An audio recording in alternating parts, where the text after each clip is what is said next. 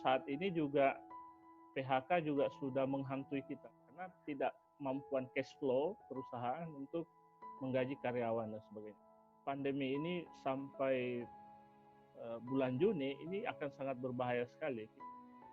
60% ekonomi negara kita itu ditopang oleh sektor UMKM. Pembangunan ibu kota juga masih jalan. Harusnya itu kan bisa ditarik anggarannya, fokus untuk menghidupkan si UMKM ini. Nah, masker ini kan dibuat oleh pelaku UMKM gitu loh. Harusnya semua masker itu pengadaannya ditender oleh pelaku UMKM supaya mereka hidup.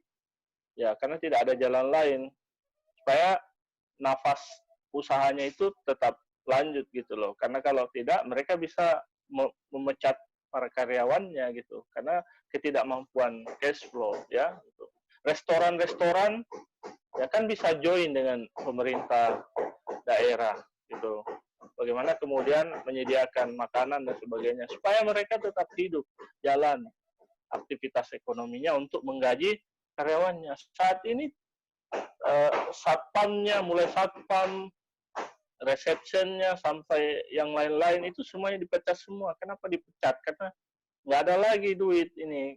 Selalu mau kasih THR, duit keluar, nggak ada yang masuk gitu. Nah, harusnya pemasukan UMKM itu diperoleh dari aktivitas yang dikelola oleh pemerintah saat ini. Dalam hal ini misalnya pandemi ini, kalau kata Prof. Reynald Kasali, kita harus melihat pandemi ini semacam ada jendela opportunity yang bisa kita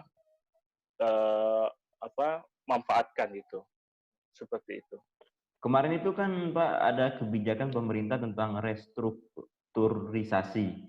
Itu seberapa? Restrukturisasi. Itu kebijakan itu udah tepat sekali dan atau bagaimana dan bagaimana sih efektivitasnya terhadap keberlangsungan UMKM itu?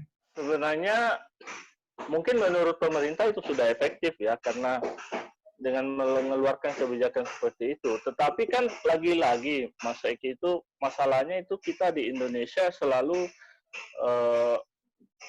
apa yang dikeluarkan oleh pusat itu fakta di lapangannya berbeda gitu.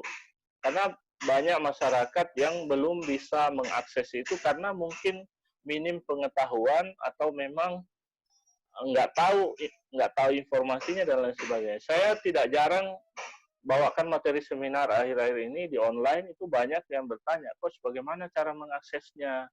Lalu saya bilang, ya kamu harus datang langsung ke pembiayaannya, misalnya KUR gitu kan. Nah, masih banyak juga. Jadi kemudian juga misalnya bantuan-bantuan itu kan mungkin efektif menurut pemerintah, tapi saat ini kan fakta di lapangannya masih banyak yang belum bisa mengakses itu. Kita ini sebenarnya menghadapi sesuatu yang tidak menentu kan, Coach ya. Nasib UMKM itu setengah-tengah gitu. Ibaratnya sebenarnya bisa saya katakan UMKM itu tidak mati, hanya saja lagi sepi aja. Kira-kira begitu nggak sih untuk saat ini? Iya, mungkin di sini saya bisa mengatakan bahwa ada kelonggaran yang diberikan khusus untuk pelaku UMKM. Dan kelonggaran itu harus tepat sasaran. Misalnya restrukturisasi tadi kredit dan sebagainya itu harus sasarannya langsung gitu, masuk di rekening mereka. Tidak lagi datang ke bank menanyakan bla bla bla bla. Harusnya pemerintah pusat sudah punya data ini orangnya, nah, langsung bisa diterima gitu. Ya, dan lain sebagainya. Jadi untuk saat ini UMKM kita masih, menurut saya masih bisa beraktivitas karena kita lihat sendiri kan di sosial media kan masih banyak teman-teman yang masih bisa jualan online dan sebagainya. Nah, yang masalahnya ini adalah tidak semua UMKM itu kan tadi saya katakan bisa melalui online. Mereka juga kadang-kadang butuh harus jualan langsung gitu. Jadi harus dilonggarkan sedikit. Makanya kalau kita ingin kembali ke awal gitu, saya kira betul pemerintah sudah melakukan pembatasan sosial berskala besar. Kita tunggu ini, apalagi khusus di Makassar, ini kan 14 hari, mungkin di seluruh Indonesia juga seperti itu. Ya, jadi kita juga berharap agar masyarakat juga tertib gitu loh. Artinya kalau sudah ada kebijakan pemerintah tentang physical distancing ini, jaga jarak, pakai masker dan sebagainya, ya kita harus patuhi supaya ini cepat selesai gitu. Gitu. Kira-kira saya cuman ingin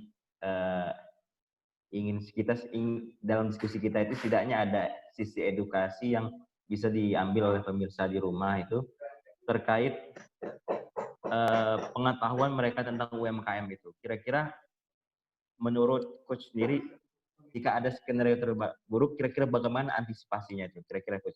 UMKM harus lebih kreatif dan inovatif gitu ya, tidak monoton dalam artian bahwa misalnya dengan adanya pembatasan sosial berskala besar ini, kita berharap aktivitas ekonomi UMKM itu tidak mati.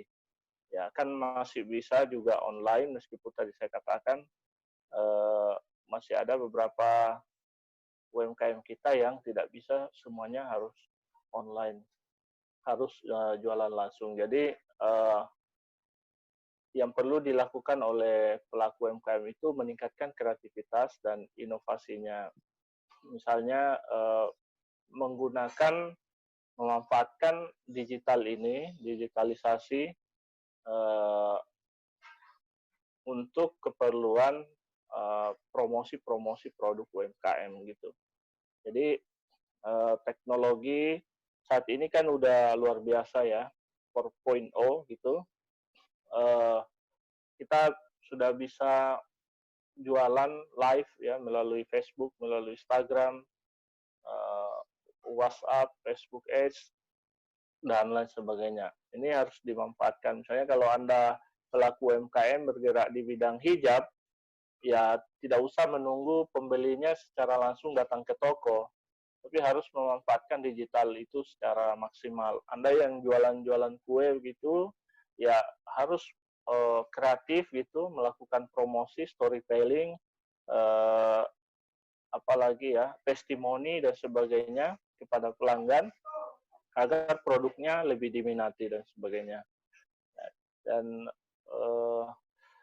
ya, dan ini saya berharap sebenarnya Mas Eki, ini pandemi cepat berakhir, karena kalau tidak ya jangankan UMKM, usaha besar skala seperti KFC aja udah beberapa gerainya udah tutup loh itu. Jadi memang membahayakan sekali pandemi COVID-19 ini, karena bukan cuma usaha besar yang dimatikan, yang UMKM kita juga akan mati kalau lama-lama seperti ini. Jadi oleh karena itu koordinasi pemerintah pusat dan daerah itu harus sejalan. Regulasinya itu benar-benar full memperhatikan UMKM kita.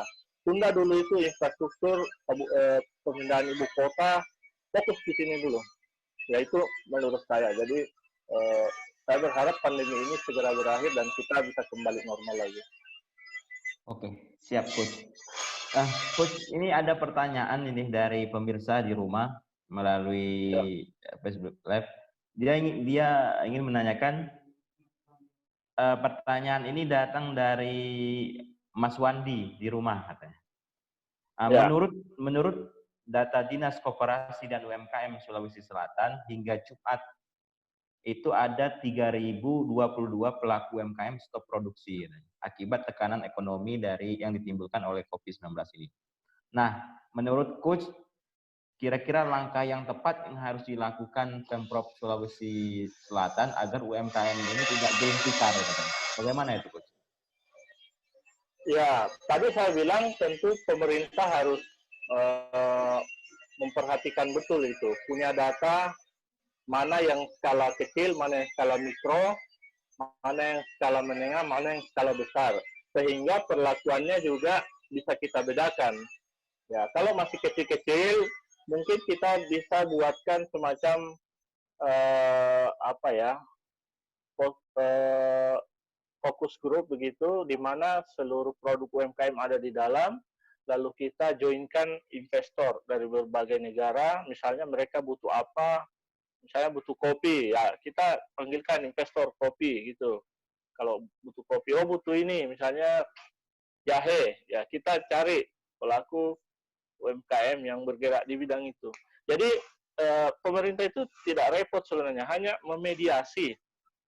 Selain memberikan bantuan permodalan, memediasi, membantu mencarikan investor, memberikan uh, pelanggan yang lebih banyak, ya jadi membuatkan semacam wadah begitu, sehingga UMKM kita itu bisa tetap hidup. Misalnya kayak sekarang lagi bulan puasa ini, ya itu data yang 3.000 itu masukkan ke dalam sistem, ya buatkan semacam WhatsApp group atau apa bisnis dan sebagainya. Nah, kalau bisa berapa jumlah penduduk di Sulawesi Selatan? Masukkan semua di dalam situ. Nah, setiap mau buka puasa atau yang lain, promosikan produk mereka. Nah, kalau mereka misalnya suka ini, tinggalkan diantarkan gitu. Sehingga aktivitas ekonomi mereka tetap jalan dan hidup gitu. Ya, seperti itu Mas Eki. Oke. Ya. Selanjutnya, Coach, ini ada pemirsa juga yang mengirim pesan ini bertanya. Dia ingin menanyakan terkait Perpu yang diterbitkan oleh pemerintah kemarin itu. Dia ingin menanyakan bagaimana dengan isi Perpu yang menyangkut pajak bagi toko-toko online atau toko virtual. Ini juga dampaknya akan seperti apa kira-kira Coach dengan Perpu itu? Terus khususnya UMKM ya. Terkait dengan pajak online itu, sebenarnya ya itu kan baru efektif berlaku tahun-tahun kemarin karena baru digodok, karena banyak teman-teman UMKM itu juga saya ikuti perkembangannya. Banyak teman-teman UMKM juga mengeluh gitu, pajak yang jualan langsung dan tidak langsung, kok yang jualan langsung itu lebih banyak pajaknya daripada jualan online. Padahal yang jualan online itu mereka hanya berkuar-kuar di media, dan tiap bulan itu mereka bisa omsetnya sampai 500 juta, 250 juta, hanya jualan alat-alat kopi misalnya dan sebagainya. Tapi mereka nggak kena pajak gitu. Nah, jadi sekarang pemerintah itu juga memberlakukan pajak online itu.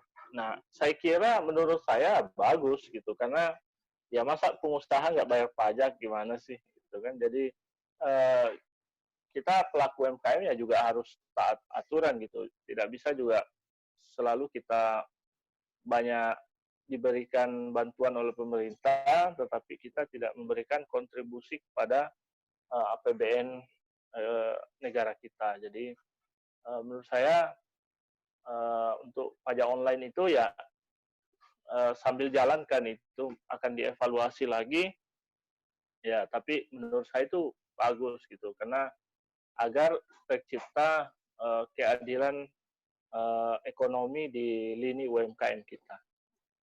Luar biasa sekali Coach diskusi kita sore hari ini. Oh, luar biasa ini. Luar biasa, tidak terasa ya Coach ya. Bisa di rumah banyak poin-poin yang disampaikan oleh Coach Basri Basir. Mungkin pemirsa di rumah bisa mempelajari atau mengerti atas apa yang telah dipaparkan oleh Coach Basri pada sore hari ini. Coach, kita harus menutup dialog kita pada sore hari ini. Mungkin banyak sekali informasi-informasi baru yang perlu diketahui oleh pemirsa terkait dengan penguatan UMKM di suasana COVID-19 ini. Nah, sebelum saya tutup, Coach, saya coba minta statement closing gitu terkait dengan penguatan sektor UMKM di tengah pandemi COVID-19 ini.